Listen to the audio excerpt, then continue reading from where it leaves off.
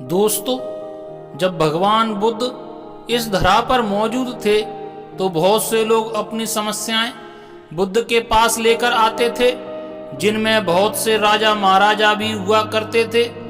ऐसे ही एक बार की बात है कि एक राजा का पुत्र अत्यंत क्रोधी तथा अत्याचारी था।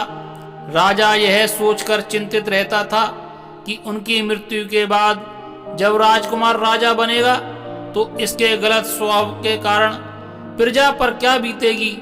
राजा ने सोचा, क्यों ना भगवान बुद्ध से अपनी चिंता बताई जाए और उनसे इसका समाधान पाया जाए। राजा ने बुद्ध से अपनी चिंता के विषय में बताया। बुद्ध ने राजा को राजकुमार को समझाने का भरोसा दिलाया।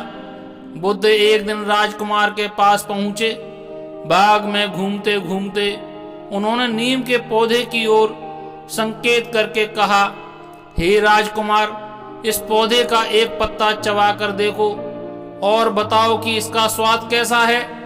राजकुमार ने नीम का पत्ता जैसे ही चबाया कि उसका मुंह कड़वा हो गया। उसने क्रोध में आकर उस पौधे को उखाड़ा और अपने पैरों से उसे रौंद डाला। बुद्ध ने पूछा, राजकुमार, तुमने पौधे को क्यों रौंद डाला?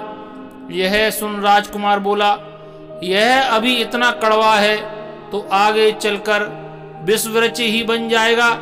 ऐसे पौधे को तो जड़ से कुचल देना ही ठीक है। यह सुन भगवान बुद्ध ने समझाते हुए राजकुमार से कहा कि ऐसे ही तुम्हारे कटु व्यवहार से पीड़ित नागरिकों ने तुम्हारे प्रति ऐसा ही व्यवहार किया तो क्या होगा?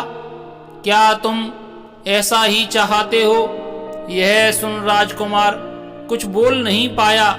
फिर बुद्ध ने कहा कि यदि तुम आगे चलकर लोकप्रिय होना चाहते हो तो पहले मृदुभाषी तथा दयावान बनो। भगवान बुद्ध के वचनों ने राजकुमार की आंखें खोल दी।